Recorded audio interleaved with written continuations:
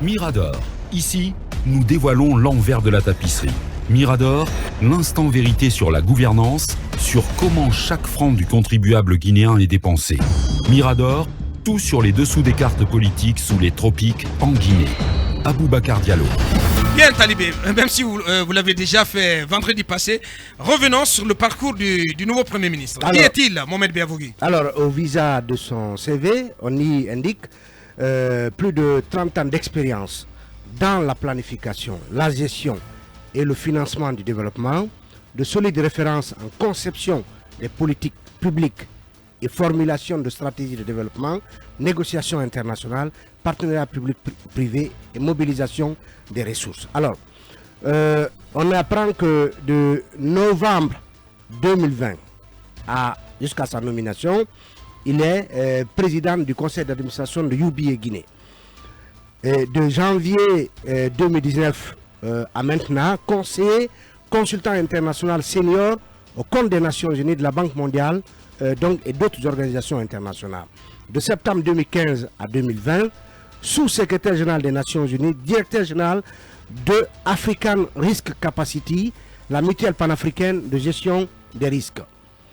Plus loin, on découvre que de février 2021 à août de février 2011 à août 2015, il a été directeur principal, partenariat et mobilisation des ressources et conseiller principal du président au niveau du Fonds international de développement agricole FIDA, donc une organisation internationale basée en Italie. Oui.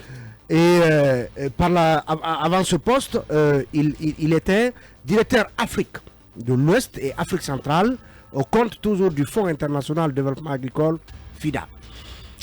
Autre poste occupé, directeur régional Afrique de l'Ouest et Afrique centrale, donc au niveau du Bureau des Nations Unies pour les services d'appui au projet UNOPS, comme on le dit. Ouais.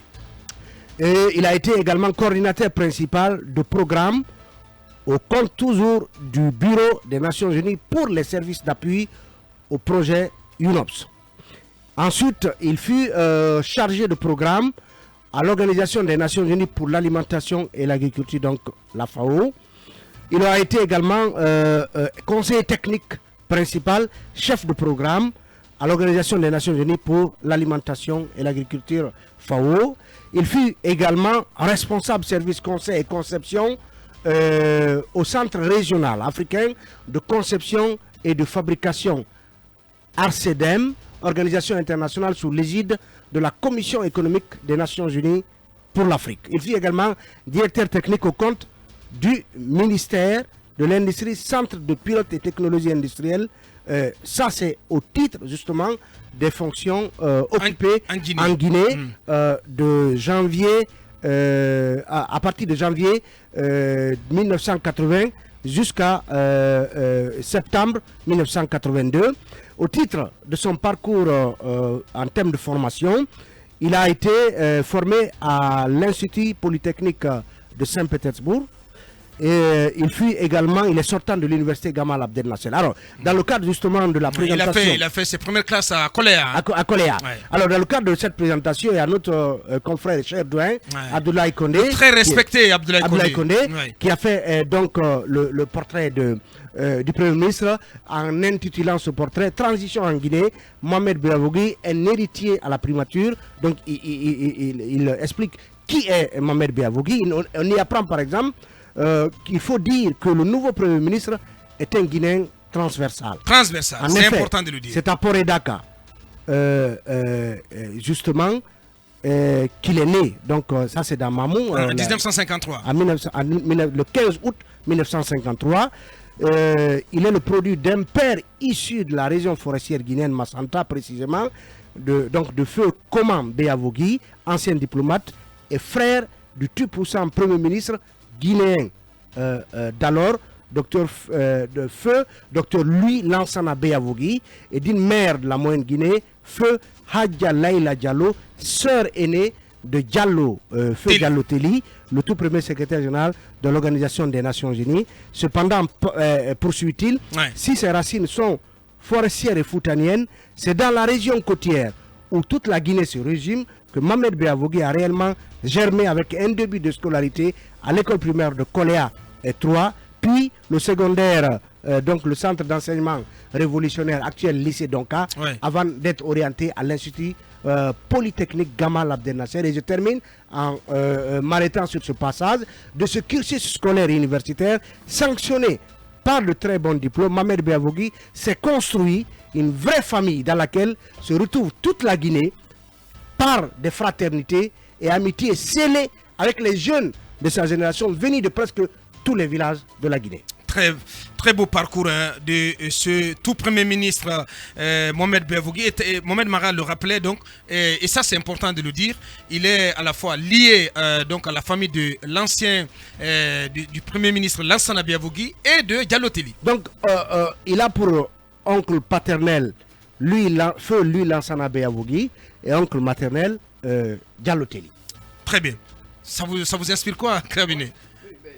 Ça en dit long sur son profil technocrate. On sait d'après ce qu'on sait de son parcours académique et de son background, que c'est quelqu'un qui a les leviers pour diriger un gouvernement dit donc de transition, parce qu'il faut rappeler que même quand on est sous une transition, la question de la gestion publique est extrêmement importante, encore plus compliquée sous une transition qu'en temps normal.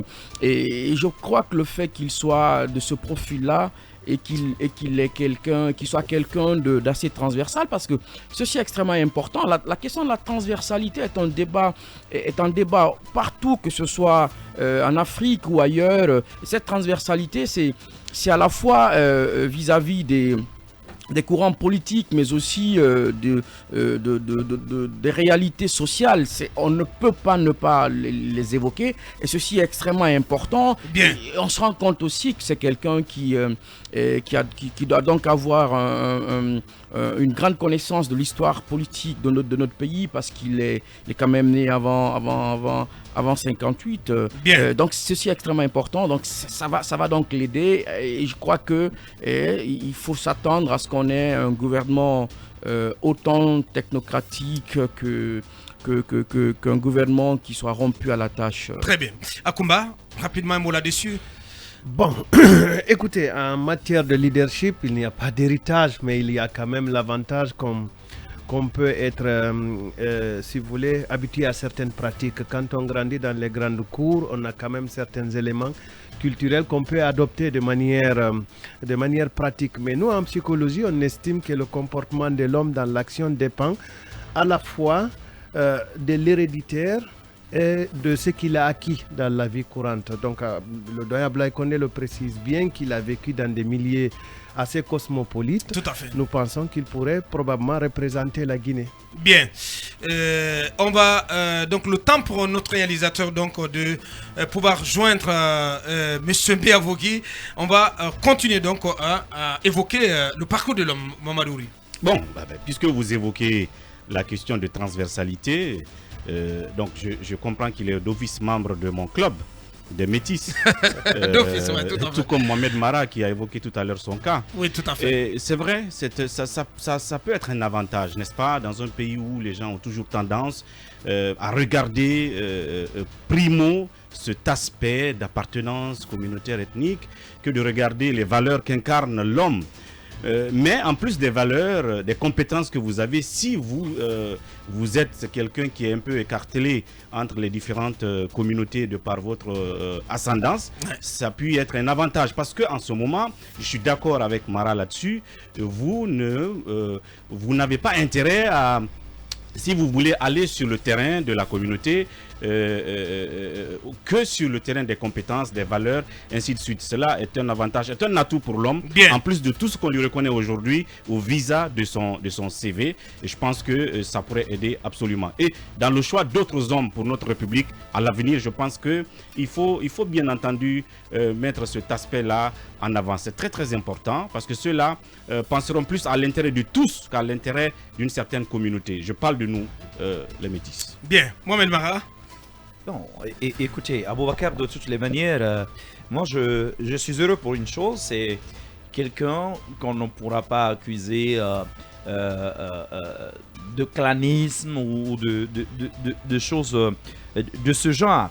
Et maintenant, la nomination, elle est là, on l'attendait, on le savait presque tous depuis quelque temps. Et il faut maintenant se tourner vers l'avenir. Quelles devraient être, à mon avis, ses priorités?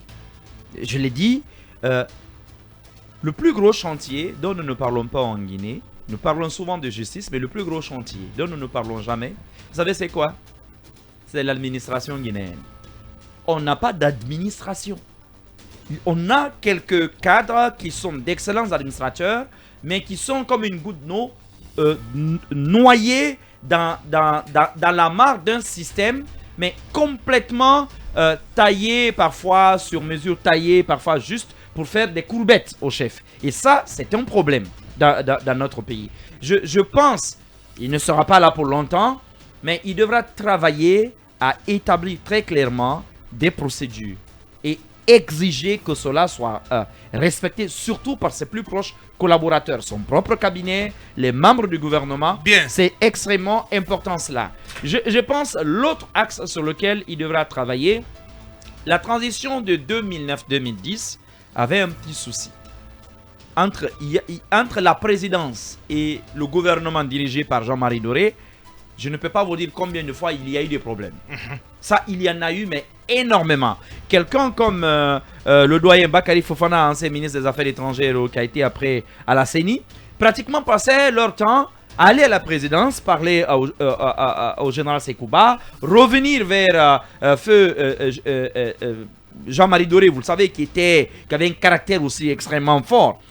Mais cette fois-ci, je pense qu'il y a une intelligence quand même dans le choix. Jusqu'à présent, je le dis encore, c'est sans faute. C'est ce que nous voyons. Le choix, par exemple, du colonel Amara Kamara, comme secrétaire général de la présidence, va éviter de parasiter justement, si vous voulez, les relations entre le Premier ministre et le CNRD.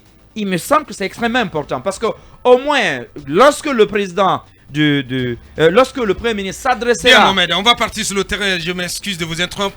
Le Premier ministre Mohamed Beavogui en direct sur FIM FM. Bonjour, monsieur le Premier ministre. Bonjour, monsieur. Bienvenue à FIM FM. Et félicitations pour commencer. Félicitations de FIM FM à votre endroit pour le choix et la confiance placée en vous. Des mots, parce que tous vos compatriotes sont à l'écoute. Nous sommes suffisamment revenus sur votre parcours, votre cursus scolaire universitaire et votre parcours à l'international. Dites-nous, comment avez-vous accueilli cette nomination? D'abord, merci de me donner l'occasion de parler à vos auditeurs. Vous comprenez très bien que c'est un moment d'émotion. J'ai accueilli cette nouvelle d'abord avec beaucoup d'émotion et beaucoup de reconnaissance au président du CNRD, président de la République. C'est un moment historique pour le pays. Comme vous le savez, notre histoire est jalonnée d'énormes difficultés. Nous n'avons pas pu encore construire la Guinée normale que nous voulions. Nous avons une opportunité et la Providence a voulu que je sois là aujourd'hui pour y contribuer. Ce que cela représente pour moi, c'est d'abord un appel à être plus humble, un appel à me soumettre à ce que ce peuple exprime comme espoir.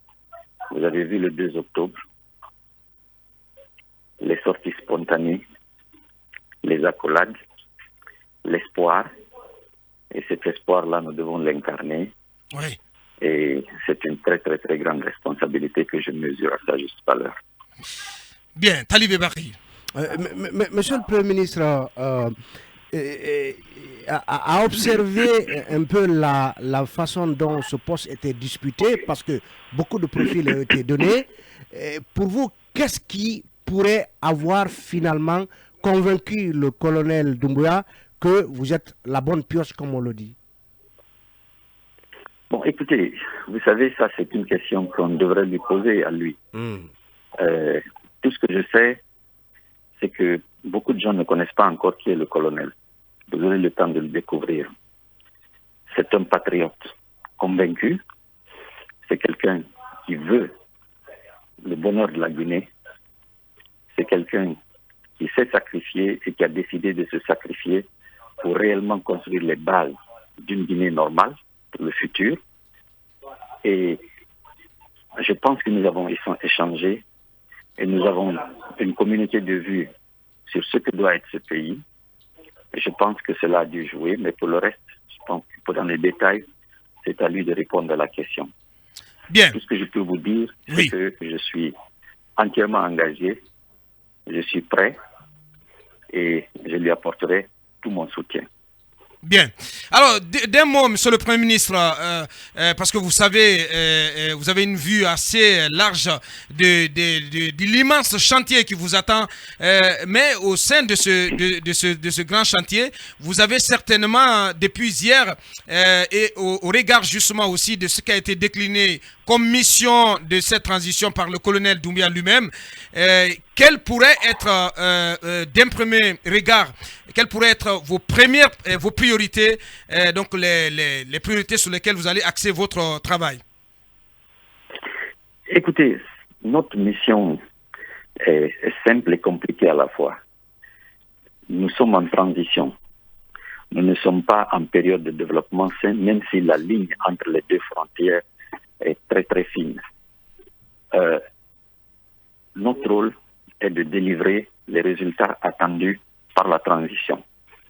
Il y a d'une part un agenda politique que vous connaissez tous et il y a un agenda de stabilisation et de construite de la base d'une administration publique qui travaille au service des citoyens et d'une administration publique qui est juste, équitable et au service de tous. Nous aurons les délivrables seront déclinés. Je voudrais vraiment appeler notre gouvernement futur un gouvernement de délivrables qui seront clairs, précis. Voilà. Un gouvernement de délivrables. Qu'est-ce que ça veut dire? Peut-être pour être un peu plus explicite pour les profanes, le Guinéen lambda. Écoutez, j'espère que vous avez lu la charte. Vous avez écouté le discours du 2 octobre qui décline exactement les objectifs de la transition. Et les délivrables seront des résultats qui permettent de délivrer, d'atteindre ces objectifs-là à la satisfaction de chaque Guinéen, où qu'il soit. Très bien. Mohamed? Monsieur le Premier ministre, encore félicitations pour votre nomination. L'espoir est grand chez les populations. La réforme de l'administration, nous en parlions tantôt, c'est un grand chantier. Mais l'autre question qui tient à mon cœur aujourd'hui, c'est la question de la réconciliation nationale. Comment aujourd'hui reconstruire le tissu social guinéen? Monsieur le Premier ministre, la transition elle est courte, mais sur quel axe allez-vous travailler aujourd'hui à rabibocher, à remettre en place le tissu social, qu'on cesse en Guinée de réfléchir en termes d'ethnie, en termes de région, mais surtout qu'on aille vers la création d'une véritable nation en Guinée? Bon, d'abord, je pense que cette rencontre que nous avons actuellement est une première rencontre. Tout à fait. Et je viens juste d'avoir d'être nommé à ce poste. Et vous me donnerez le temps de me préparer et de vous présenter à vous et à toute la Guinée le programme qui sera le nôtre. Donc, s'il vous plaît, faites-moi l'économie des détails. Bien. En attendant, soyez certains que les grands axes qui ont été définis dans le discours-programme du 2 octobre seront les délivrables principaux du gouvernement. Ce sont ces objectifs-là qui seront remplis. Bien. Chaque entité de l'administration que nous allons mettre en place aura des délivrables précis. Cela peut être 1, 2 ou 3, pas plus, mais ils seront réalisés par la grâce de Dieu et avec l'assistance de tous les Guinéens. Très bien. En tout cas, il ne reste plus qu'à vous dire, mais oui, Akumba, oui. Parce que, Non, en fait, monsieur le Premier ministre, votre CV fait de vous un planificateur, en tout cas en ce qui concerne les paramètres qu'on a lus là-dessus. Vous avez abordé un élément assez important de la gestion axée sur les résultats, c'est-à-dire le délivrable. Sans démagogie, j'imagine que c'est une exigence qui manque beaucoup à l'administration guinéenne, c'est-à-dire le produit tangible, c'est-à-dire agir, évaluer et agir encore. Alors, dans cette procédure de gestion axée sur les résultats, quel sera le chantier prioritaire? Je note que vous avez demandé qu'on vous donne un peu de temps, mais j'aimerais bien savoir quel pourrait être votre chantier prioritaire. Mon chantier prioritaire sera le chantier qui a été défini dans les programmes de la charte, c'est du programme du 2 octobre. Vous les connaissez, ces chantiers, ils sont clairs et précis. Donc, il n'y a pas de confusion. Alors, je vous demande encore, s'il vous plaît, de relire et d'en parler surtout. D'en parler. Je souhaiterais vous voir prendre chacun de ces objectifs, le décomposer, le discuter avec les Guinéens, afin que tous ensemble, nous trouvions les solutions idoines pour avancer et produire des résultats. Ce que nous voyons, c'est qu'il y a une adhésion à ce qui a été dit jusqu'à présent. Alors, mettons-nous au travail, chacun à sa place, et vous en particulier les communicateurs, vous êtes nos éducateurs, vous avez joué un rôle extraordinaire pour ce pays jusqu'à présent.